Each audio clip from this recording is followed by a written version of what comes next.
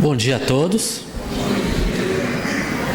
Que a luz do nosso querido Mestre Jesus esteja presente entre nós, através de sua inspiração, de seu amor e de seu exemplo luminoso. Todos nós desejamos um mundo melhor, mais pacífico, humano, solidário, justo. Um mundo onde as pessoas possam se preocupar umas com as outras, deixando de lado um pouquinho a sua casca, o seu egoísmo, o seu mundo, e se voltando para o próximo, para que as relações humanas sejam mais saudáveis, emocionalmente estáveis, tranquilas, edificantes. Quase todo mundo deseja isso. É meio óbvio até. O que não é tão óbvio são os requisitos para nós construirmos esse mundo. E isso passa por uma necessidade de transformação individual, porque a sociedade ela é formada pelas pessoas. A sociedade somente será melhor na medida que as pessoas que a formam também se tornem melhores, mais humanas e mais pacíficas. É como poderíamos dizer, uma revolução espiritual que vem do indivíduo, de dentro para fora, né? Do seu mundo interior para o mundo exterior. É necessário que haja entendimento entre as pessoas, uma convivência pacífica, compreensão, tolerância. Mas para que haja esse entendimento é necessário diálogo. E hoje a gente vê uma crise de abstinência de diálogo. Muitas vezes encontramos casais ali em mesas de restaurante, e enquanto um está falando, gesticulando, o outro está ali no celular, passando, seja no WhatsApp, no Facebook, na rede social, enfim. E de repente olha assim e diz, aham, é mesmo, mas não está prestando atenção. Não existe ali um diálogo, uma troca, uma permuta. E diálogo é isso, uma troca de ideias entre duas ou mais pessoas, com o objetivo de chegar a um entendimento. Nós valorizamos, é claro, o diálogo, mas acrescentamos um adjetivo, fraterno. O que é o diálogo fraterno? Aquele feito com amorosidade, respeito, empatia, compreensão e tolerância. Vai mais do que uma simples troca de ideias. É uma troca vibracional de um ser para outro. Porque sabemos que quando nós falamos, quando nós pensamos, assim como quando nós agimos, nós emanamos vibrações que guardam semelhança, que guardam afinidade com os sentimentos que a geraram. Então, se estamos pensando no bem, estamos pensando em um projeto positivo, algo que enobrece a vida, que vai fazer bem para o nosso semelhante, naturalmente a nossa vibração, o nosso hálito será amoroso, será benéfico, e isso vai impregnar o ambiente e as pessoas à nossa volta. Por isso que às vezes, quando adentramos determinado recinto, nós sentimos aquele ambiente um pouco diferente, angustiante. Algumas pessoas até diriam um ambiente carregado. Talvez os jovens usassem uma linguagem moderna e dizer a vibe não está boa, porque é uma forma, é uma linguagem para expressar aquilo que nós sentimos às vezes de forma inconsciente, que a psicosfera ambiente, que a energia presente naquele ambiente, ainda não é uma energia boa, não é algo que nos agrada, não é algo que nos faz bem. Nós falamos muito, e é correto falarmos, de ecologia, de respeito ao meio ambiente, de cuidado para preservarmos as nossas matas, as nossas florestas, para que tenhamos o ar puro nas cidades, a arborização das ruas. Tudo isso é bom, faz bem para o nosso organismo físico, temos um ambiente de ar puro, faz bem para os nossos pulmões. Mas nós espíritas analisamos aquilo que é invisível, aquilo que a ciência material ainda não consegue detectar, que são essas vibrações amorosas, e que são igualmente importantes, porque ao passo que um ambiente, materialmente falando, uma atmosfera de ar poluído pode nos fazer mal fisicamente, um ambiente fluídico, um ambiente espiritual degradante também vai nos causar malefícios. vai talvez nos induzir a sentimentos negativos, de depressão, de angústia, de revolta, de ódio. Porque nós temos um pouco de afinidade com tudo isso. Ainda não atingimos estágios avançados que somente espíritos iluminados já atingiram. Um dia chegaremos lá, mas somos ainda crianças espirituais em evolução. Temos muito o que aprender até atingirmos a perfeição. E enquanto isso, nós estaremos ainda naturalmente propensos a dar brechas e recebemos essas influenciações negativas.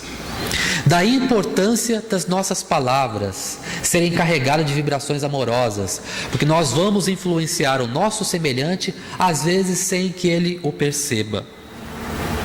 Então, quais são esses requisitos para o diálogo fraterno? O que o nosso Mestre Jesus tem a nos dizer?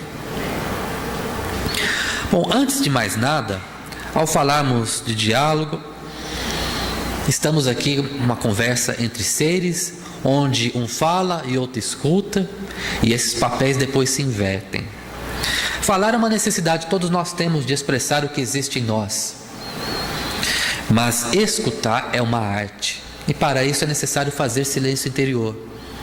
É necessário calar o nosso íntimo para escutar o que o nosso próximo tem a dizer.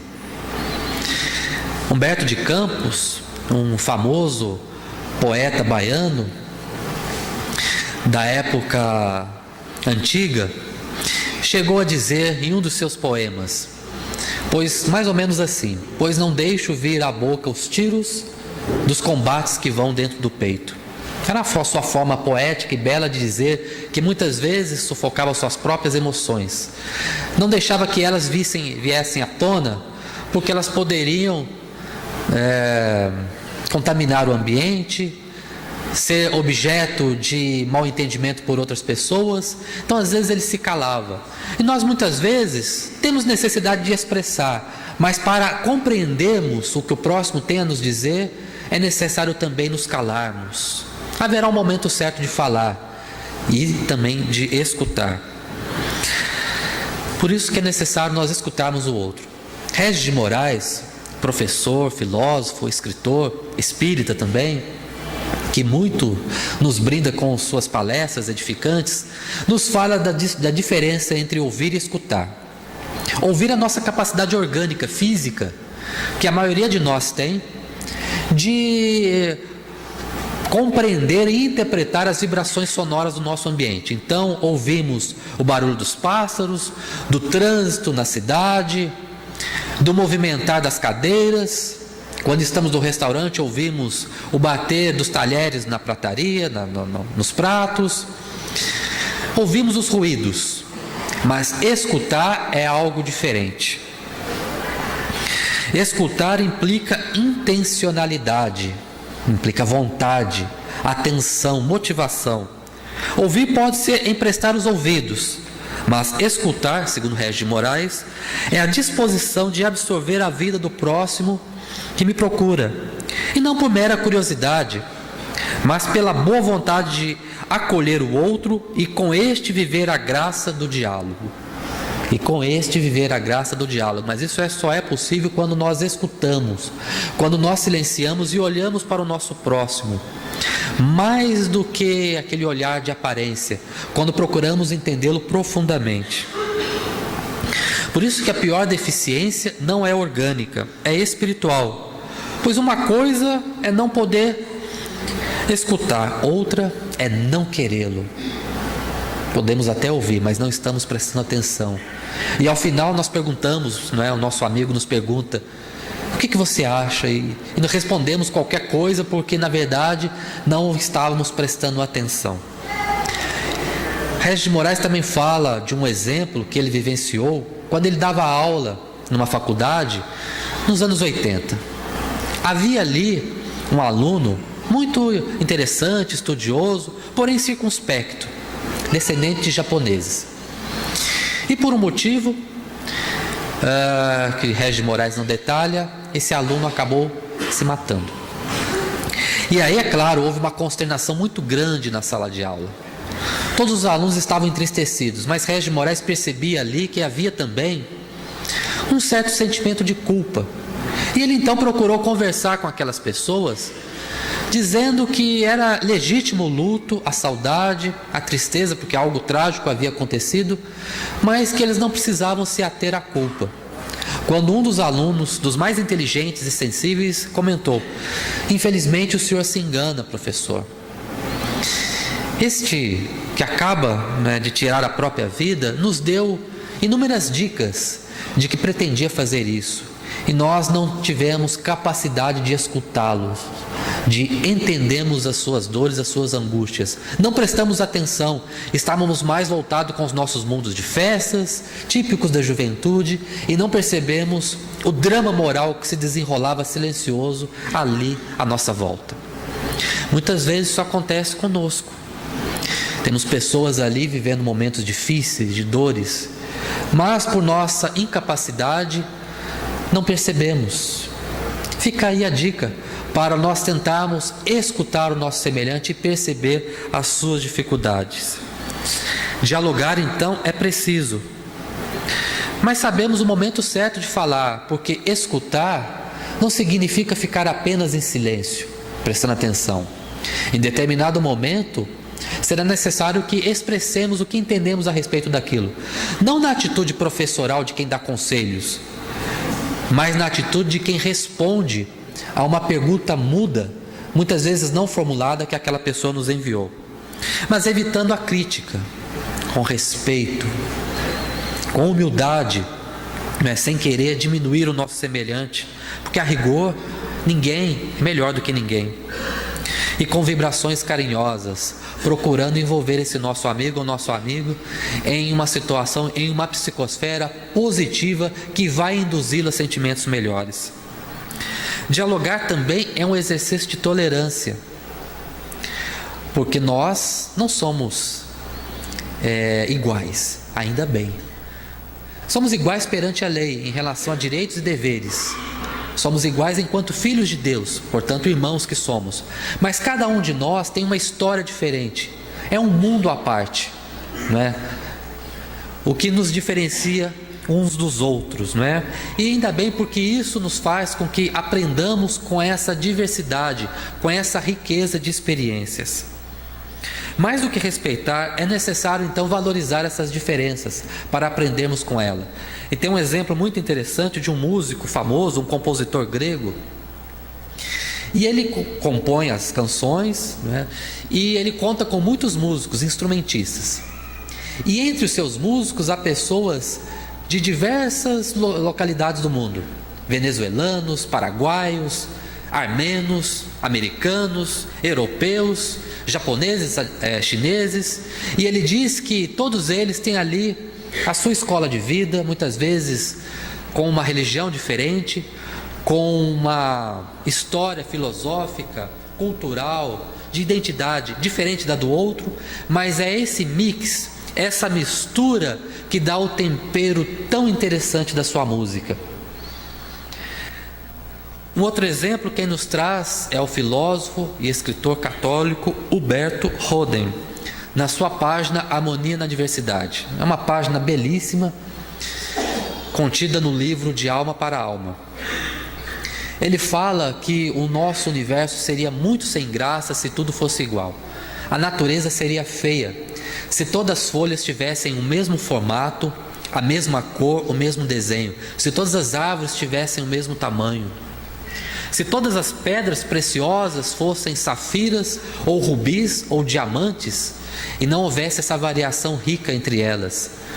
Se olharmos para o céu noturno e divisássemos as estrelas, seria muito enfadonho se, ao invés de encontrarmos ali estrelas dispostas como se fossem de forma aleatória, com diferentes luminosidades, cores, tamanho, se elas todas fossem colocadas simetricamente, como num tabuleiro xadrez, seria muito sem graça. Não haveria beleza, não haveria diversidade. Assim entre nós, cada um de nós carrega um cosmos à parte, um mundo que nos diferencia de um dos outros. Se apenas voltarmos nossos olhos para o nosso ego, deixaremos de aprender a riqueza que existe no nosso semelhante. deixaremos de aprender um pouquinho mais e de expandir a nossa consciência. Por isso que, conclui ele, Humberto Roden, beleza só existe onde há diversidade, por isso essa harmonia na diversidade. É também necessário empatia quando dialogamos com o nosso semelhante. Não há diálogo fraterno possível sem que exista empatia. E o que consiste isso? Empatia é a nossa capacidade de sentirmos a emoção alheia como se fosse nossa própria. A capacidade que temos, que todos nós possuímos essa capacidade, muito embora poucos de nós procuram exercitá-la.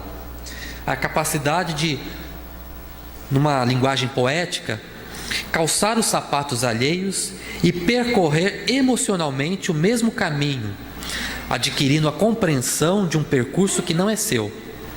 É visitar a mente do outro e ter a chance de expandir a nossa própria mente. Quem nos diz isso é Tatiana Borsoi, que também afirma que empatia é um canal de conexão com o outro, de forma a reconhecer, compreender e reproduzir emoções alheias como se essas fossem suas. E isso é fundamental para o nosso mundo, não só para o nosso crescimento espiritual, profissional também. É uma característica da inteligência emocional, da pessoa ter a percepção de compreender o que se passa na mente do outro, no sentimento alheio. É também uma necessidade de sobrevivência. As mães ali têm uma empatia natural com seus filhos, com seus bebês, muitas vezes para perceber ali que aquele choro é de fome ou é de dor, não é? A capacidade de perceber, não é, esse sentimento alheio, empatia. Desenvolver, entretanto, uma mentalidade empática requer paciência. Exige tempo para se dispor ao outro, para silenciar a mente e perceber o que acontece ao redor, para se esvair de si e liberar espaço para conexões profundas com realidades diferentes das suas. Sabe aquele momento quando assistimos a um filme e nos envolvemos tanto que parece que estamos vivenciando aquela situação? Naquele momento ali exercitamos a empatia, tivemos aquela capacidade. Ou quando ouvimos uma música e nós podemos de alguma forma sentir o que aquele compositor nos disse e aí interpretamos o seu significado. Por isso que todos nós temos essa capacidade e devemos exercitá-la ainda mais, fundamentalmente para melhorar o nosso diálogo, para que ele seja mais fraterno, porque se todos nós gostamos de ser ouvidos, de sermos escutados, compreendidos, também deveríamos igualmente exercitar essa capacidade de escutar o nosso semelhante. E aí nós olhamos, temos um olhar do nosso mundo. A Terra é sempre um planeta belíssimo, observado de qualquer ângulo. Apesar das não muito belas ações dos seres espirituais que habitam nesse mundo. Mas nós estamos evoluindo, estamos progredindo. Já fomos piores, já cometemos mais atrocidades. Quando os astronautas estão no espaço e observam o nosso planeta, naturalmente vem neles um sentimento de grandiosidade, algo que vai além da racionalidade pura e simples e fria do mundo, porque não há divisórias óbvias entre os países, entre as nacionalidades, entre as religiões, entre as etnias. Eventualmente há um rio ou outro que pode ser observado, mas nós não poderemos rapidamente dizer se ali separa um país de um outro, um povo de um outro. Muitas vezes, ao invés de construirmos pontes entre as pessoas, construímos muros, nos isolamos uns dos outros. Isso acontece tanto do ponto de vista individual, como às vezes também do ponto de vista coletivo, entre nações.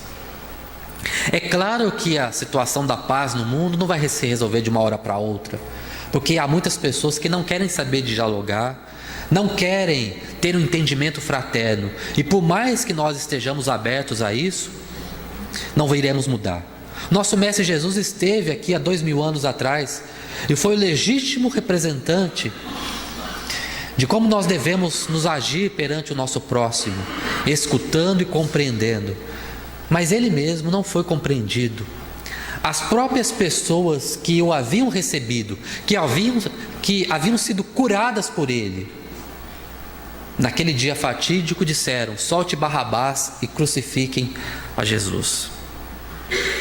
Por isso que, quando falamos de diálogo fraterno, é legítimo voltarmos os nossos olhos o que pensa o espírito mais perfeito que habitou a terra. Segundo Emmanuel, através de Chico Xavier, é o nosso governador espiritual, aquele espírito indicado por Deus para conduzir as almas de um grande rebanho que é a nossa terra, não é? Como um pastor conduz ovelhas de um aprisco. Esse quadro é muito interessante, se chama A Luz do Mundo, de Roman Hunt. Quando ele apresentou esse quadro para a audiência, as pessoas começaram a observar, e um deles observou algo estranho e naturalmente levantou a mão, não é, para criticar. Você esqueceu de desenhar a fechadura nesse quadro. E então ele respondeu: não esqueci não. Essa porta representa o coração humano, só pode ser aberto do lado de dentro. E Jesus está batendo há 2000 anos. Vamos aqui falar de alguns diálogos memoráveis que ele teve e extrair lições a respeito deles. Nicodemos era um líder entre os judeus, era um fariseu importante. Em certa ocasião, à noite, ele procurou o mestre Jesus, porque ele estava querendo obter entendimento espiritual. Jesus observou nele ali uma alma sincera. E então o mestre disse, não é, aquela frase lapidar, que ninguém pode ver o reino de Deus se não nascer de novo. Nicodemos a princípio não entendeu, mas como pode um homem que já é adulto ou velho voltar, se encolher para então vir a habitar o interior de sua mãe, né?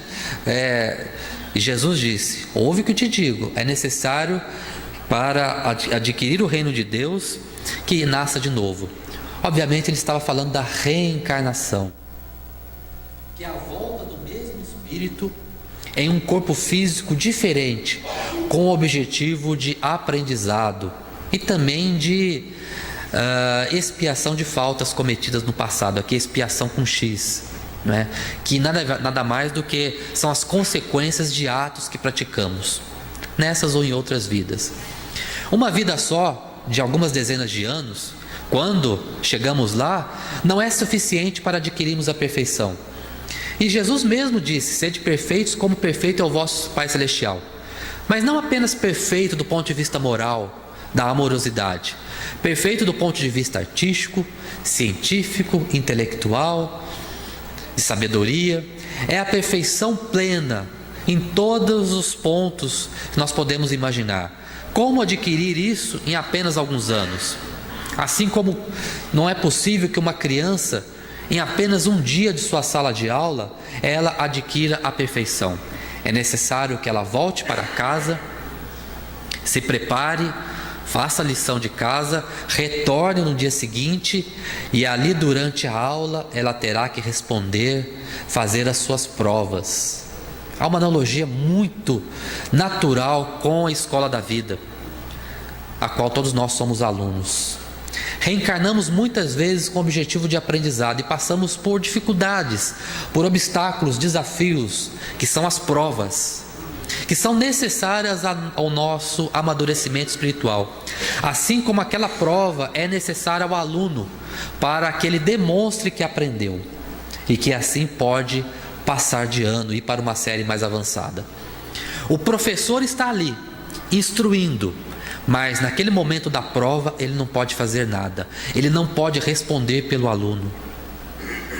Por isso que nós muitas vezes temos que passar por aquele obstáculo.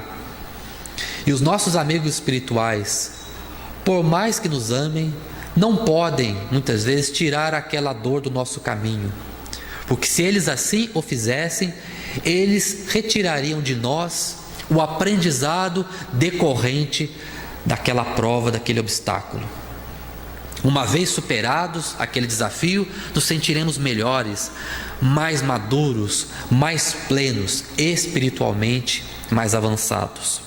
É isso que Jesus quis dizer, que para adquirir a plenitude, o reino de Deus, que é interior, não é exterior, é necessário que nós nasçamos de novo. Em poucas palavras, ele deu um ensinamento extremamente profundo, que é claro, com a chave da doutrina espírita nós podemos interpretar, dissecar. Como nos esquecer desse episódio? Estava previsto na lei de Moisés que adúlteros deveriam ser apedrejados até a morte. O curioso é que neste momento apenas a mulher é levada até Jesus. Cadê o homem? Pois não é possível cometer adultério sozinho. Mas era uma sociedade extremamente misógina, machista. E naquele momento apenas as mulheres eram condenadas. E os fariseus levaram essa mulher até Jesus perguntando: mestre, o que devemos fazer? Mas não era aquele mestre sincero, aquele mestre com um ar de perfídia, de falsidade, de cinismo, porque eles queriam tentar Jesus. Porque se ele dissesse que sim, a mulher deveria ser condenada para cumprir a lei de Moisés, Jesus estaria contradizendo a sua doutrina de amor, de perdão, de caridade. Por outro lado, se ele absolvesse simplesmente aquela mulher, eles poderiam dizer que o mestre estava indo contra a lei de Moisés. Então era uma situação difícil, mas o mestre, extremamente sábio, começou a escrever na areia. E voltaram a interrogá-lo. Então Jesus disse aquela célebre frase: aquele que estiver sem pecado, que atire a primeira pedra. E eles então começaram a observar, fizeram um autoexame, e Jesus tinha autoridade moral para afirmar isso, e começaram a sair. Começar pelos mais velhos, né, porque tinham tido mais tempo para errar, né? E no final sobraram apenas Jesus e a mulher. E ele então perguntou: onde estão aqueles que te condenaram? Foram embora, Senhor. Então eu também não te condeno. Vá e não peques mais. Jesus ali estava dizendo que todos nós temos a oportunidade de reparar as nossas faltas. Todos nós erramos, mas é necessário que nós aprendamos com o erro. Por isso que ele diz: não peques mais. Olha, não volte a cometer o mesmo erro. Aprenda essa lição dolorosa. Melhore-se. Em outra passagem nós vamos encontrar Zaqueu. Zaqueu era um publicano, um cobrador de impostos. E os publicanos eram extremamente mal vistos pela sociedade, porque a Palestina estava sendo ocupada pelo Império Romano. Era um povo estrangeiro que ali dominava. E os publicanos recolhiam impostos dos judeus para entregar a César.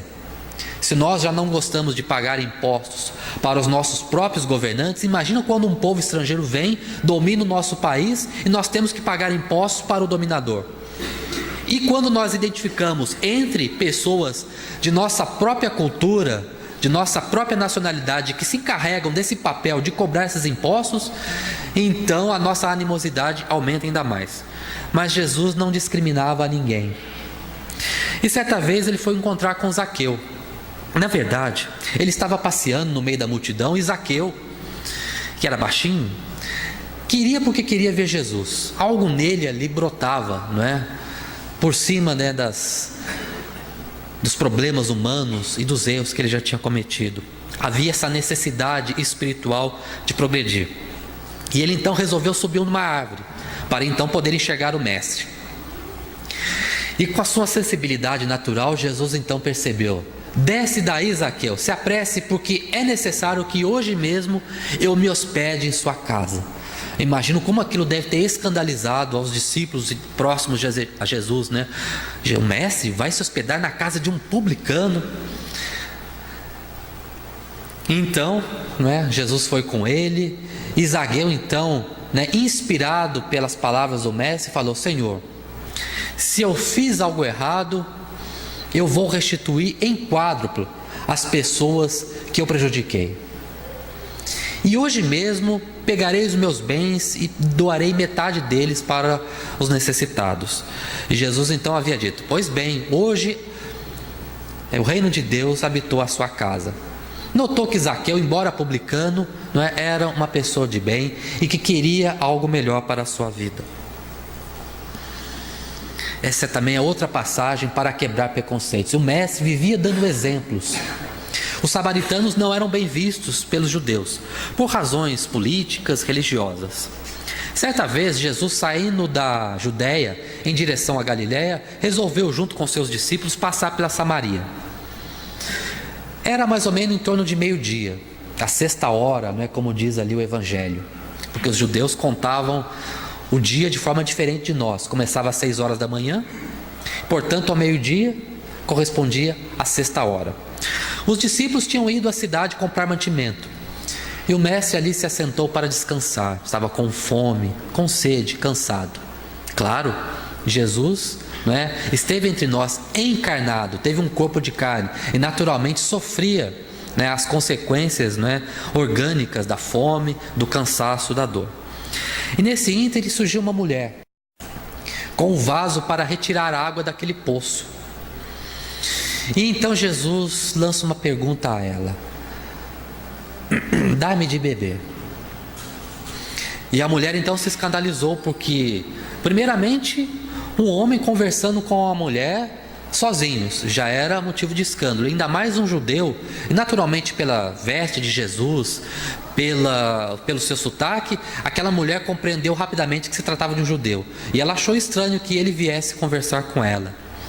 E ele então lhe falou da água viva, do qual ele era portador, dizendo que aquele que beber da água que eu lhe der, nunca mais terá sede, porque a água que eu lhe der se fará nele uma fonte de água para que salte para a vida eterna.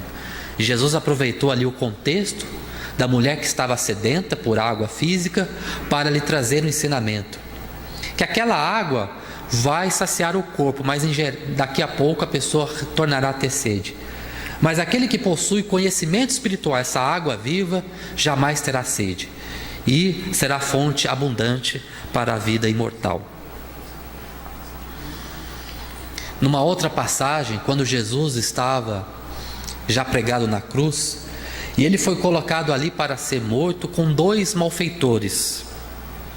O texto evangélico não diz se eles eram ladrões, diz apenas que eram malfeitores. Um deles, com sarcasmo, com cinismo, dizia: se você mesmo é o que falam, não é? Naturalmente, salve-se a si mesmo e nos livre dessa condenação. Ao passo que o outro, né, o arrependido, dizia: cala-te, porque nós merecemos estarmos aqui. Fizemos por merecer a condenação, mas esse homem não é justo. E então falou: Senhor, lembre-se de mim quando estiver no paraíso. E disse-lhe Jesus: em verdade te digo que hoje mesmo estarás comigo no paraíso. Talvez esse malfeitor arrependido não fosse estar junto com Jesus quando Jesus retornasse ao plano espiritual, porque Jesus é o mestre dos mestres, não é? Um ser de luz. E aquele criminoso, embora arrependido, ainda tem muito que evoluir, mas ele já tinha dado um passo fundamental para a sua reabilitação, que é o arrependimento. Kardec nos fala que para nós aprendermos uma lição é necessário passarmos por 3 passos. O primeiro deles é o arrependimento daquilo que nós fizemos de errado, a conscientização de que não deveríamos ter feito aquilo. Depois vem a expiação, a consequência que nós recebemos daquilo que fizemos. Vamos sofrer na pele aquilo que nós fizemos o outro sofrer. Mas só isso não é necessário. Muitos falam, até no meio espírita, ou você evolui pela dor ou pelo amor.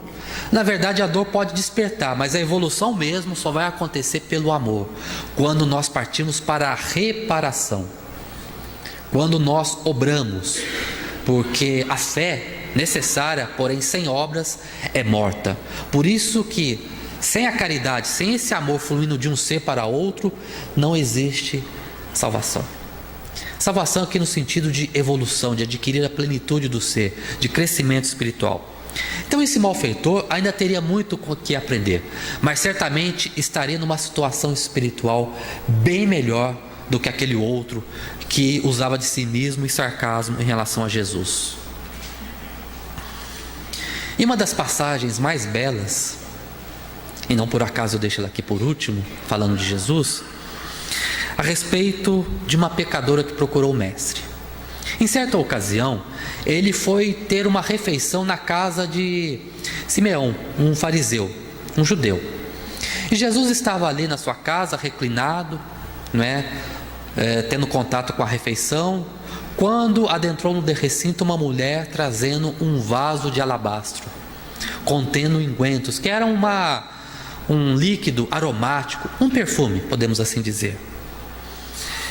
E naturalmente se dirigiu a Jesus. Ela sabia que o mestre estaria ali, mas ela era uma pecadora, tinha tido uma vida de vícios, de desenganos, talvez até na prostituição, talvez no crime, nós não sabemos ao certo.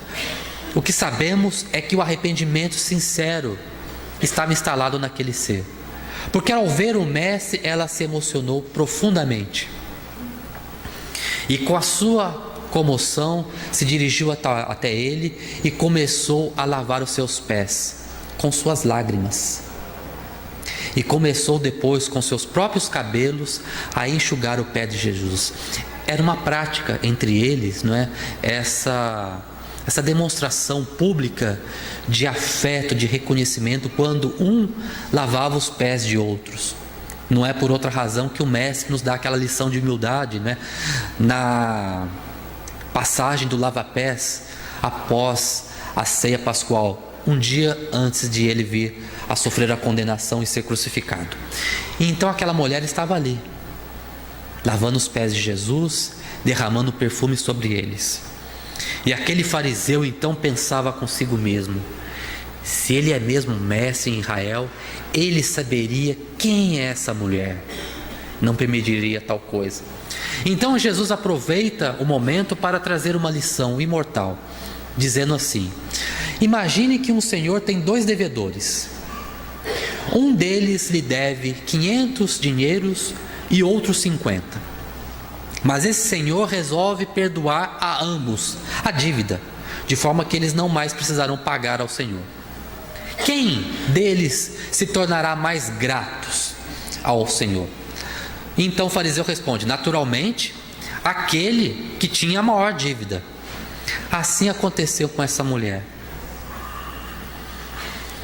Estive em sua casa e você não se preocupou em me lavar os pés, mas desde que eu estou aqui, essa mulher continua beijando os meus pés e lavando com suas lágrimas, aplicando um unguento e enxugando com seus cabelos. Por isso digo muito, e aí se referindo àquela mulher, que os seus muitos pecados lhe são perdoados, porque muito amou. Mas aquele a quem pouco é perdoado, pouco ama. E isso vai concordar com o que diz, futuramente, que o amor cobre a multidão de pecados. Pedro diz isso, dizendo que quando nós amamos verdadeiramente o nosso semelhante, mas o amor que se transforma em ação, e aí nós damos o nome de caridade, nós reparamos muitas de nossas expiações passadas, e muitas dificuldades até que estavam previstas são amenizadas, muitas dores são diminuídas em razão do amor que nós amealhamos. Então todos esses diálogos memoráveis do Jesus nos trazem lições importantíssimas a respeito de escutar o nosso semelhante, de termos empatia, respeito e não de discriminarmos a ninguém. Então Jesus atendeu a todos com amorosidade, respeito, empatia, compreensão e tolerância. E o que nós temos feito a respeito? Somos cristãos.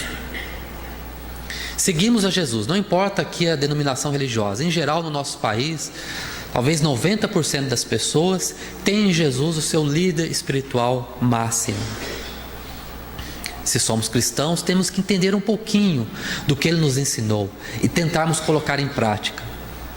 Muitas vezes dizemos: basta acreditar em Jesus que Ele nos salva. Acreditar é importante, mas temos que caminhar por onde Ele caminhou, e isso é difícil, não é fácil. E na verdade Jesus nos instrui, aponta o caminho, mas quem se salva somos nós, utilizando o nosso livre-arbítrio, a nossa vontade.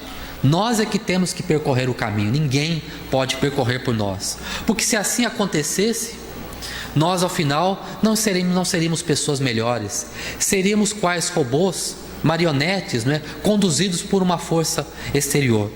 Por isso que Deus permite que nós eventualmente tropecemos na vida, hajamos no mal, para naturalmente depois sofrer as consequências, aprender e não vir a fazer aquilo. Assim como uma criança que está aprendendo a falar, ela erra muitas vezes e depois vai aprendendo, nós também aprendemos com os nossos próprios erros. E a respeito do nosso tema do dia, temos tido diálogo em família? Estão ali os nossos próximos mais próximos. Amar ao próximo como a si mesmo. Temos amado o nosso semelhante que vive ali conosco em casa? Temos dialogado com os nossos filhos, com o nosso companheiro ou nossa companheira? Temos tido a capacidade de compreender as suas dores, as suas dificuldades, como se fossem nossas dores? E aí vem a empatia, né? Essa capacidade que precisamos exercitar. Quantos lares não se desestruturam por falta de diálogo, por falta de companheirismo, por falta de afeto entre os seres? Eu amo a minha esposa, o meu marido, o meu companheiro, a minha companheira. Tá, mas você escuta o que ele tem a dizer? Você presta atenção de fato? Ou você só quer falar, despejar os seus problemas no outro, sem se esquecer que o outro também tem necessidade de expressão, tem também as suas dificuldades? Quantos filhos não se perdem em meio ao caminho das drogas, ou até mesmo do suicídio, por falta de atenção dos pais, que às vezes terceirizam a educação dessas crianças para a escola? Não, eu pago uma boa escola, excelente, eles vão educar meus filhos, a babá, né, a creche. Eu não tenho tempo, eu tenho que trabalhar, tenho que adquirir dinheiro para dar o melhor para eles, se esquecendo às vezes que o melhor que nós podemos dar para os nossos filhos é aquilo que o dinheiro não compra. É o afeto, a atenção, o respeito. Temos dado isso? É uma pergunta para cada um de nós. E naturalmente isso se estende para os amigos que formam a nossa família espiritual. As pessoas que, embora não tenham nascido no nosso mesmo lar, por algum motivo que tem sua explicação, né, nas reencarnações, na afinidade espiritual natural entre as pessoas, e ali formamos uma bela amizade. E às vezes temos um amor para aquele nosso amigo até maior do que teríamos para um pai, uma mãe ou um irmão. Mas certas vezes, em determinado momento, esse amigo discorda de nós, nos aponta ali um caminho que não seria, que nós estamos trilhando, que não é bom, e nos alerta, e nós não concordamos com aquilo. E aí, por orgulho, começa aquele diálogo pouco fraterno e se acaba uma amizade. Por isso que é necessário compreensão, atenção, para evitar os melindres e não destruir uma bela amizade. Diálogo no nosso ambiente de trabalho. Hoje, cada vez mais necessário esse trabalho em equipe, onde grupos de pessoas se reúnem em prol de um objetivo comum. É necessário que ali também haja essa capacidade de ouvir, de escutar. E isso, inclusive, traz consequências benéficas para o nosso crescimento profissional. Não é? Pessoas que não têm, profissionais que não têm capacidade de entender, de escutar o seu cliente, dificilmente conseguirão convencê-lo a adquirir o seu produto. Diálogo na escola também, entre pais e professores, entre professor e aluno. E, claro, com bastante respeito, né? Porque não pode haver diálogo fraterno onde existe desrespeito, onde existe desavença. E também, em todos os pontos onde nos relacionamos com nossos semelhantes, seja na igreja, na casa espírita, na academia, enfim, na nossa relação social, no nosso cotidiano, sempre encontraremos pessoas com quem teremos a oportunidade de dialogar. Que quando tivermos essa oportunidade, reflitamos sobre a empatia, sobre a arte de escutar o outro. E depois veremos os resultados. Diálogo também a favor da vida. Já comentamos aqui, né? de muitas pessoas que às vezes sofrem em silêncio, possuindo ali dores quase que intransponíveis, mas Deus jamais coloca fardos pesados em ombros frágeis. Todos nós recebemos as dificuldades que temos capacidade de suportá-las e de superá-las. Por isso que a ideia de tirar a própria vida é terrível. Não só pelas consequências espirituais daquele ato, porque o problema, além de não ser resolvido, ele piora, porque a vida continua. O nosso corpo é que fica. Espíritos imortais que somos, continuamos a viver do lado de lá. E vamos sofrer as consequências de nossos atos. E um dos mais tristes que podemos cometer é o suicídio. Por isso, a necessidade que temos de, ao encontrarmos sinais entre nossos amigos, familiares, colegas de trabalho, conhecidos, algum sinal ali que a pessoa dá, às vezes sutil, de que ela pretende tirar a própria vida, possamos nos acercar dela fraternalmente. Eventualmente até perguntar. Não há problema em perguntar: você está pensando em tirar a própria vida? Isso não vai incentivar ao suicídio, mas vai criar um canal de diálogo antes. Se nós nos colocarmos atentos, receptivos, com empatia, escutando, o nosso semelhante ali que vive um momento existencial difícil irá se expressar, irá colocar a sua dor para fora, e então nós poderemos ajudar, falando da maravilha que é viver. E aí recordamos um interessante filme chamado A Felicidade Não Se Compra, do diretor Frank Capra, de 1946. Fala de um próspero empresário que, em razão de um fraudulento banqueiro, asilara no cérebro a terrível ideia do suicídio. E determinada noite, ali perto de uma ponte, um espírito se materializa diante dele. E esse espírito tinha uma missão. Ele queria alçar a páramos celestiais, se tornar anjo, na visão desse belo filme. Mas para adquirir essas asas, ele precisava executar uma nobre ação. E a missão dele era tirar aquela terrível ideia da cabeça daquele empresário. Longe de pintar as sombrias consequências do suicídio, esse anjo, esse espírito, que era vestibulando a anjo, candidato a anjo, começou a falar da vida que haveria se aquele homem não tivesse existido. Começou primeiramente mostrando uma lápide no cemitério. E então o empresário identifica: mas é meu irmão, mas ele não está morto. Mas estaria se você não o tivesse salvo do afogamento na adolescência. Lembra-se? Está vendo essa pessoa? Triste, depressiva. Sim, é minha esposa, mas ela não é assim, ela é alegre, cheia de vida. Pois bem, assim ela estaria se ela não tivesse desfrutado a sua companhia na maior parte de sua existência. Olha o bem que você fez a ela. E a situação mais aterradora: aquele espírito levou o empresário para percorrer a cidade. E então ele viu que ali havia um antro de prostituição. Ela estava envolta a jogos de azar, de perdição, de crimes, de destruição, num ambiente completamente deletério. Nossa, mas essa não é a minha cidade.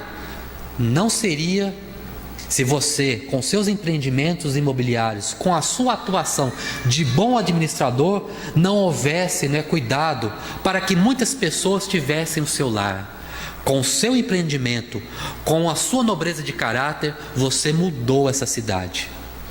E então o homem percebeu que a sua vida era importante, que valia a pena viver.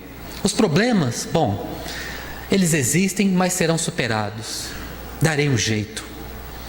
E ao voltar para casa, que bela surpresa!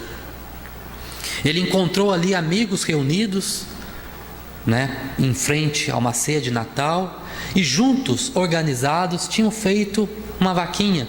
E com aquele dinheiro seria possível pagar todas as dívidas.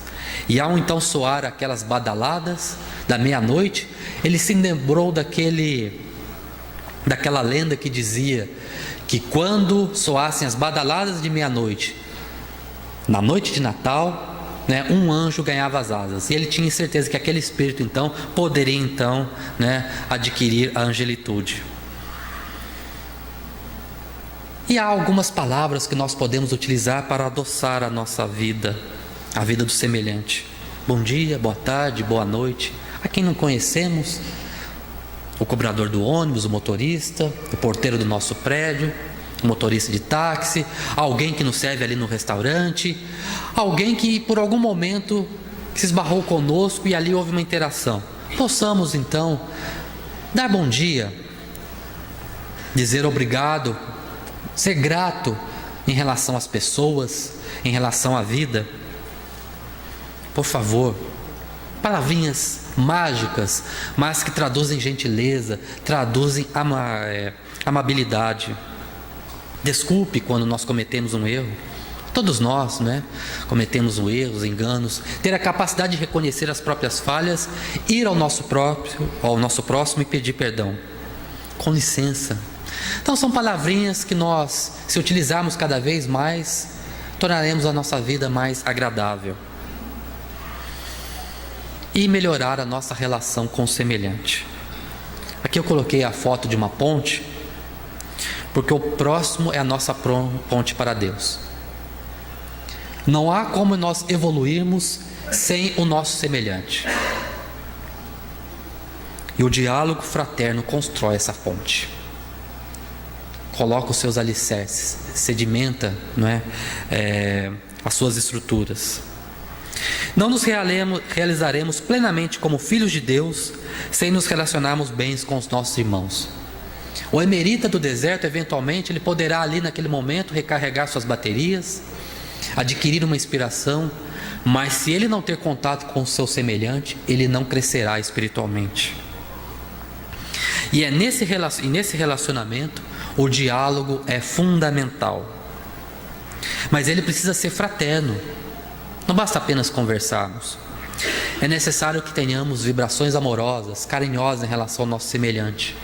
Lembrando, não é, que quando nós pensamos e agimos, quando nós sentimos, nós emanamos o que no Espiritismo chamamos de fluidos, que é essa substância, não é, invisível, sutil, que cada um emana em relação ao seu semelhante, quando nós pensamos, quando nós agimos, quando nós conversamos. Com atenção ao que o outro fala, prestando atenção, tendo empatia. E com o coração compassivo, repleto de cristianismo. Quem sabe, ao agirmos assim, depois de um certo tempo, poderemos repetir como Paulo de Tarso, em sua carta aos Gálatas: já não sou eu quem vive, mas o Cristo que vive em mim.